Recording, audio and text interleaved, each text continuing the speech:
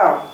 Good evening. It's April 8th, 2025. It's Tuesday, the fifth week of Lent. It's my pleasure and honor to be speaking with Mr. John J. Jeckovich. How are you doing today, Mr. Jeckovich? You're looking well. Did you have a good dinner? Oh, yeah. Okay. Mr. Jeckovich was from Company H, the 2nd Battalion of the 291st Regiment of the 75th Infantry Division of the U.S. Army during World War II. Mr. Jeckovich lives by the motto, yesterday is today, tomorrow is a mystery, and today is a gift. Mr. Jeckovich, how many pages is your book? How many pages is your book? 849. Okay, we're on the second time around. We're on chapter 4, and this is passes the Owensboro. So here we go.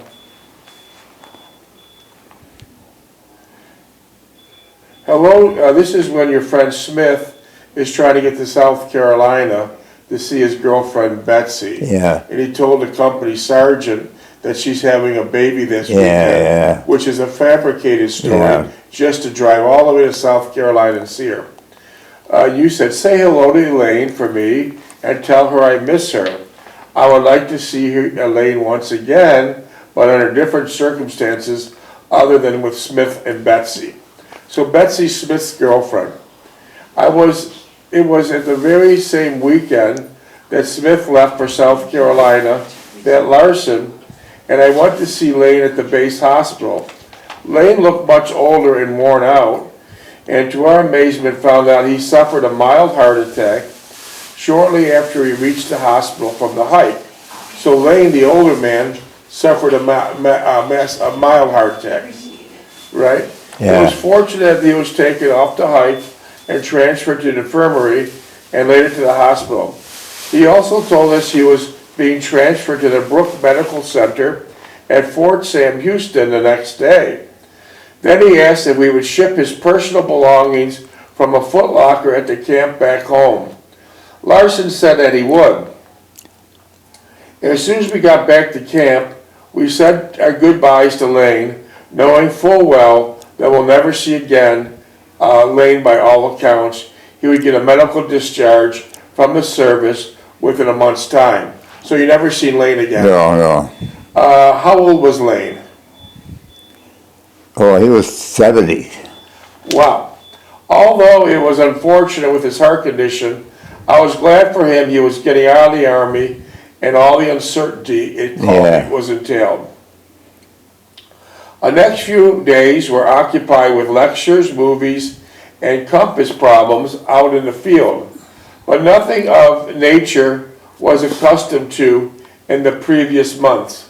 You received a gift of a big commercial World War II compass a couple weeks ago. What did your compass look like compared to the compass that you were given the gift of?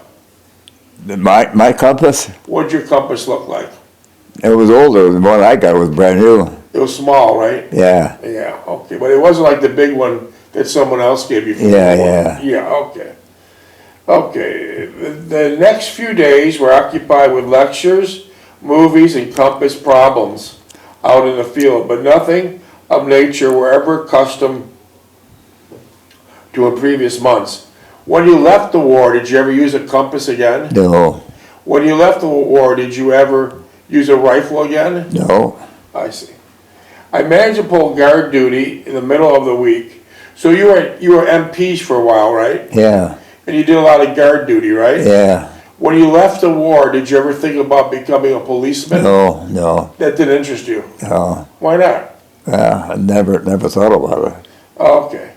Here we go.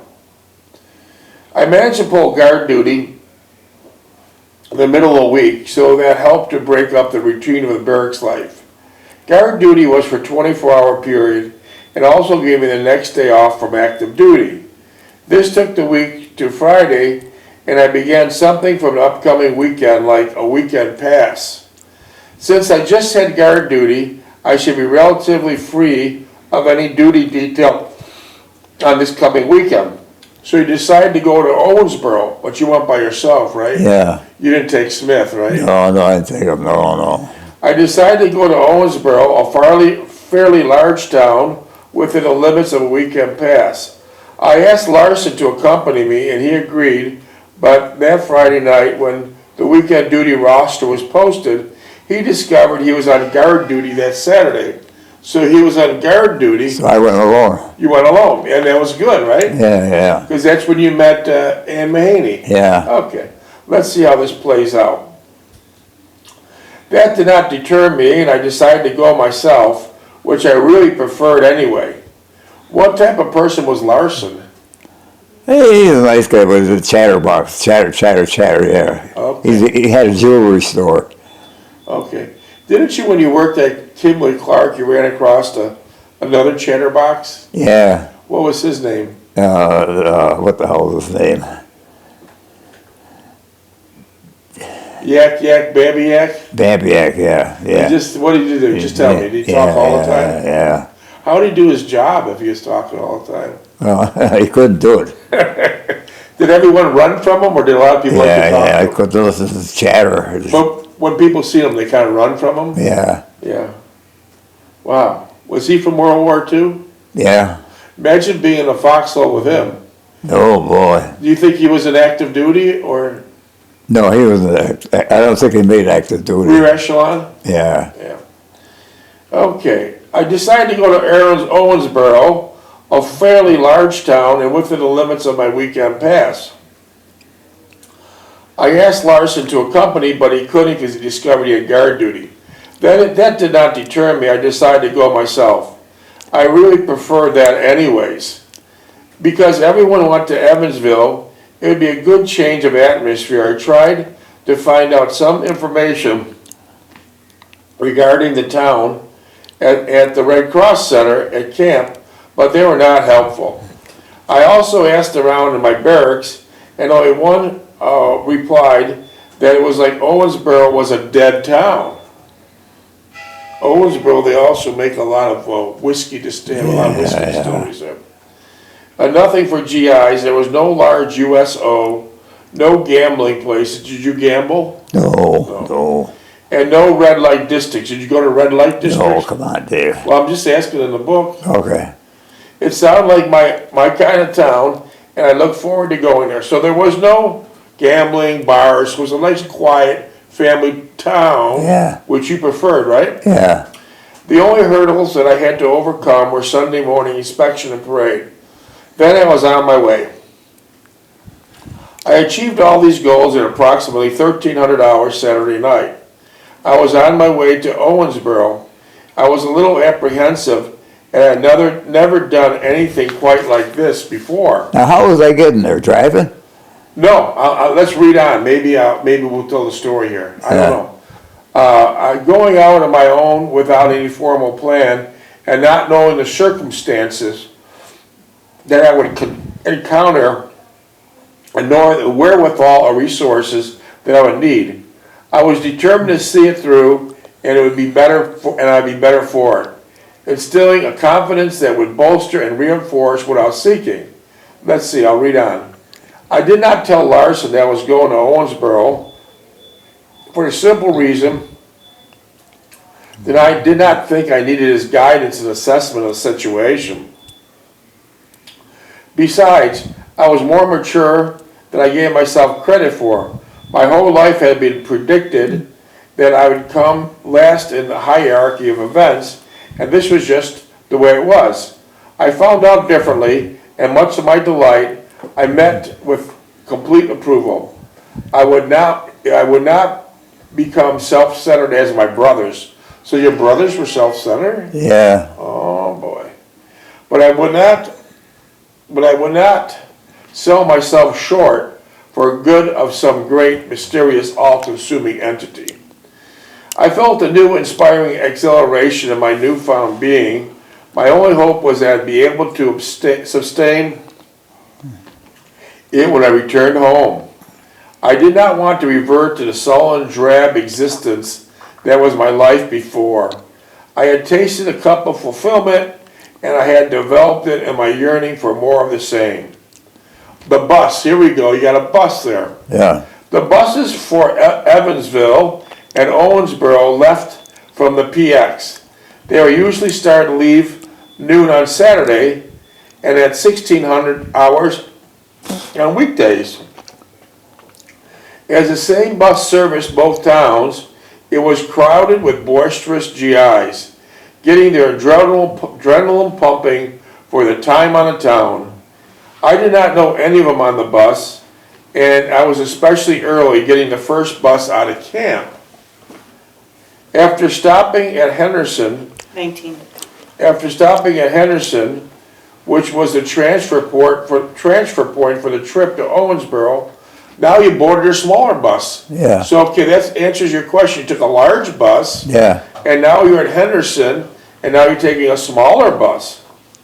There were only several soldiers besides myself on the bus, and I inquired of them about accommodations for soldiers in Owensboro. They were not helpful, with the exception of one sergeant who suggested I try some local churches, which I was going to do anyways. So a lot of them churches took in the GI. Yeah. Well, they have it set up in the Basement. Okay. Basement, yeah. Owensboro was situated on the banks of the Ohio River and was the largest city in Kentucky with a population of over 50,000. It was mostly an agricultural town. It's still a pretty town right now. Yeah. Still pretty. And they have 4 seasons. Yeah. It was mostly an agricultural town with a sprinkle of some major industries such as electronics and electric motor manufacturing. Okay, here we go. Among its traditional occupations were several whiskey distilleries and tobacco processing plants. Still to this day, 80 years later, Owensboro is still noted for whiskey. Yeah. To this day. Yeah. Imagine that. Owensboro was about 40 miles southeast of Evansville and approximately 110 miles east of Louisville. The bus pulled into a small station, which I assumed to be the center of town, as it was directly kitty corner from the city hall. You remember doing that? Yeah. The first City time? Hall, yeah. Was there a lot of civilians there or a lot of GIs? No, there wasn't too many GIs. It's a dead town for GIs. GIs would go to Evansville, right? Yeah. Where all the action was, right? Okay, let's see where we go. Kitty corner from the city hall. And the courthouse was on 4th Street. I attempted to get my bearings and look for new prominent landmarks to guide me back to the bus station on my return trip to camp. So back then you had no GPSs, No. didn't exist. You had no phones, cell phones, didn't exist. So what you would do is you get to a strange town and you look for a landmark. Yeah, let's go back on it, yeah. And shoot for that, right? There was a post office on 4th Street, a little further down, City Hall. Also, there was a little park on 5th Street, behind City Hall, called Douglas Park. This was my triangle of orientation. So you made a triangle. Yeah. Where the hell are you going to be? The bus station was on 4th Street as the apex. This is getting interesting now. The City Hall and the post office formed the sides of the triangle, and Douglas Park formed the base. How could I get lost? Yeah. But you did, right? Yeah. Yeah. It was for the good. It was for the best, though, right? The next order of business, are you putting this through your mind like you're going there for the first time? Yeah. You can see it vividly after 80 years? Yeah. Beautiful. 15. The next order of business was to find where to stay for the night. What is the usual in these situations where the serviceman's canteen? It's called the serviceman's canteen, right? Yeah. Or even USO, they could give me information on these matters. As I started to walk down Main Street, there were the usual department stores that I'd seen back home. Same type of department stores, right? Yeah. Oh, here's a good point. And they're diagonal parking at stoplights at the various intersections. As I approached the edge of the city proper, there was a huge complex of buildings just before the entrance to Owensboro bypass. A large neon sign glowed from one of the buildings, telling all that was the Glenmore Distillery. Yeah. Glenmore Distillery still going strong. Yeah. Wow. I noticed there was a gatehouse and a uniformed guard inside. I greeted him if he had any information regarding accommodations for servicemen. So you were at the Glenmore Distillery, which is still in Owensboro today, and at the guard shack there's a uniformed officer that you asked him where to go. How old was this guy? 50. So he was not service material. No. Maybe he was in World War I. Yeah. Right? All right, let me keep reading here. This is getting good. This is getting good. But I asked him where overnight lodgings were, and he told me that there was a facilities. They were at St. Paul's Episcopal Church on Griffin Avenue. And St. Paul's Episcopal Church on Griffith Avenue is still there today. Getting there entailed walking west on Parrish, crossing a main artery named Highway 431, counting down the highway until I came to Griffith Avenue.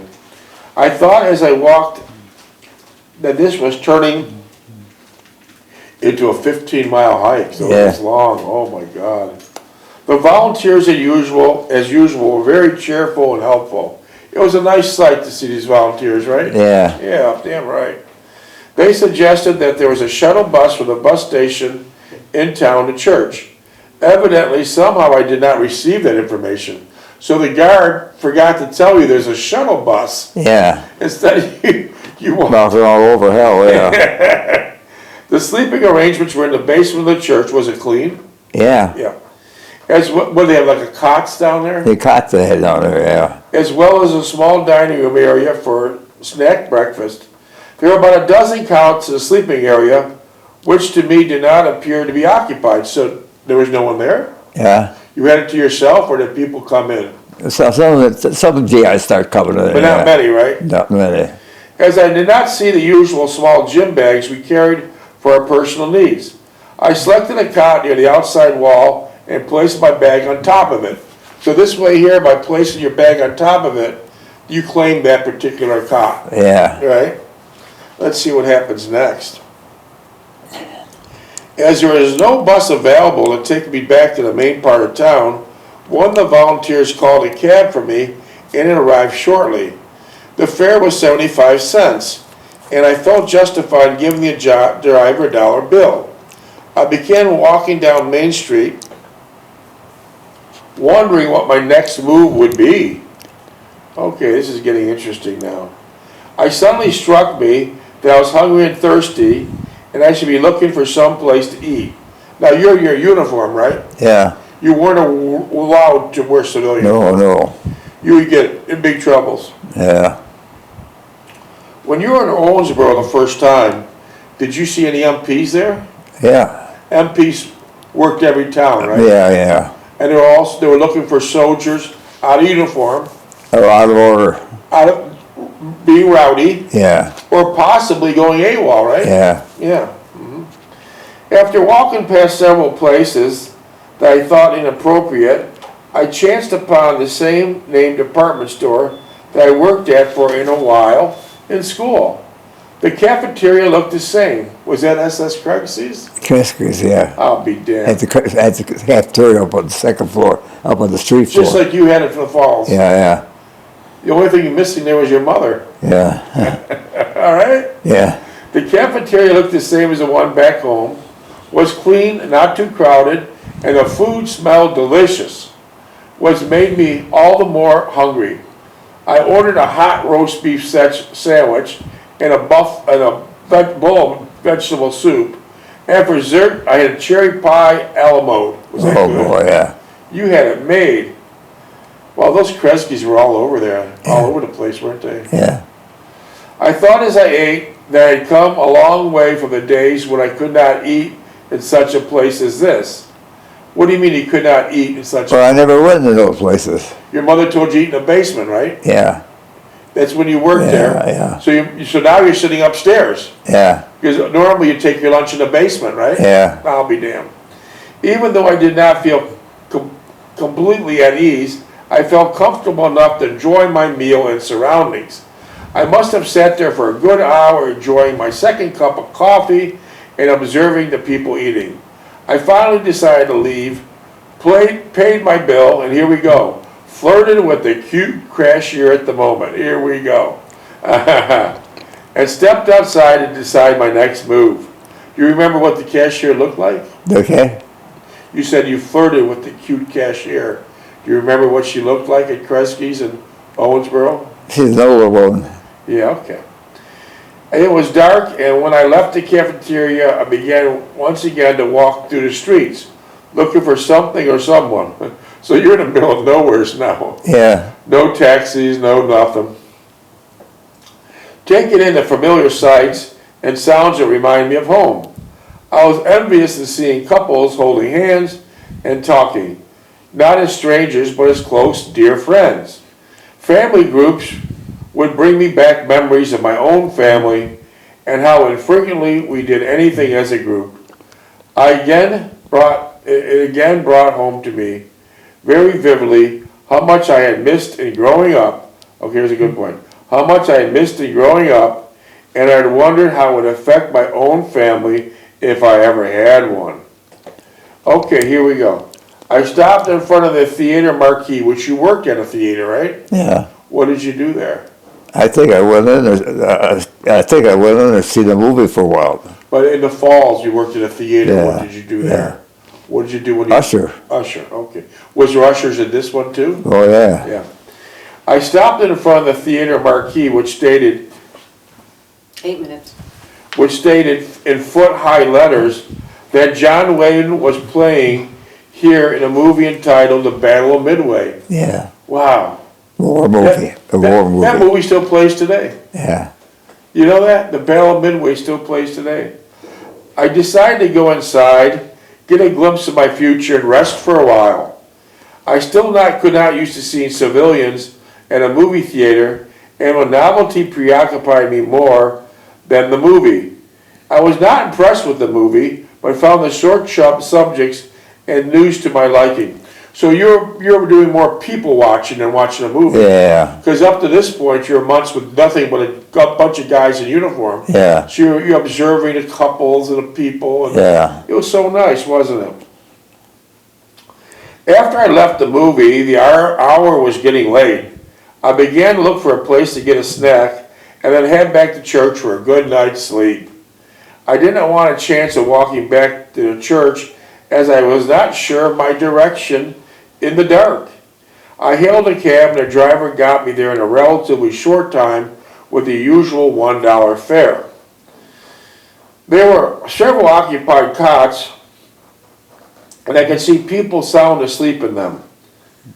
I quickly retrieved my toilet articles and went into the small shower area adjacent to my sleeping quarters. So now you have several cots occupied. Yeah. Now, in today's day and age, you put your bag on your cot, and they respected that, right? Yeah. In today's day and age, what do you think people would They do? threw it on the floor. And they just take over your cot. Yeah. You're absolutely right. Yeah. That's how times have changed, haven't they? Yeah. It's a shame. Yeah. So you knew damn well when you got there, your bag would still be on that cot, and no one's going to throw it away to take your cot. Yeah. And today you say they would just do what? They would just do what with your stuff today? Yeah. Just throw it on the That's floor. on the floor. Yeah. No respect. I'll be damned. Okay. As they're washing up, brushing my teeth, does the military give you a military issued toothbrush? Well, it has an old light bag. Yeah. Or do they give you a military issued toothbrush? Yeah. Is it just like a store bought one or is it special? No, it was regular toothbrush. Okay. I thought about the day's events and decided the trip to Evansville with Smith was more eventful, especially in meeting Elaine and enjoying her company. I wondered what she was doing at the precise moment. With that thought in mind, I fell into a deep, sound sleep. So you're able to sleep there pretty good, right? Yeah. Wow. The next morning, the movement of people in the area woke me, and I waited my turn for the shower area. I thought about what I would do the remainder of my time in town. After showering and shaving,